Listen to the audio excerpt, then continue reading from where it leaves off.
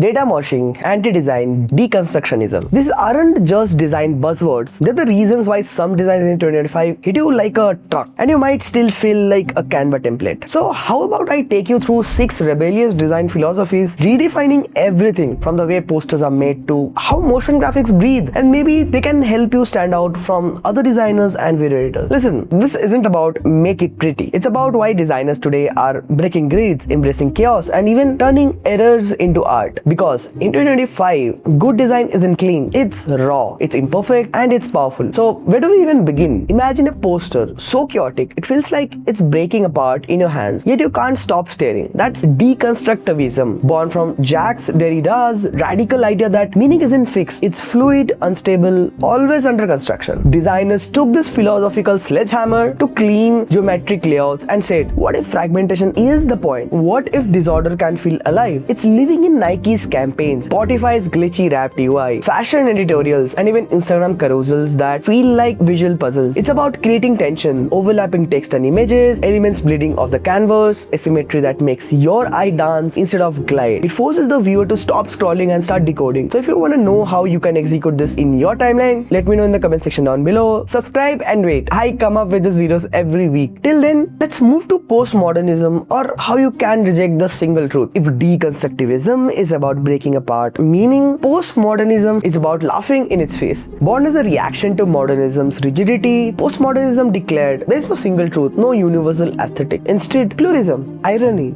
play, contradiction. In design, this means mixing high art with pop culture, smashing old styles into new forms, and celebrating what modernists call ugly as something beautiful. You see it in the Memphis group's candy-colored chaos, in Vaporwave's nostalgic 80s glow, in Wes Anderson's films where pastels and perfect symmetry become storytelling tools. Postmodernism tells you to stop asking, is this design good? And start asking, does this make me feel something?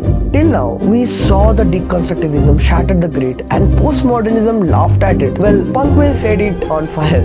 Emerging in the 1970s as a counterculture middle finger to polished commercialism, punk's DIY aesthetic design and authentic philosophy was simple. Anyone can do it.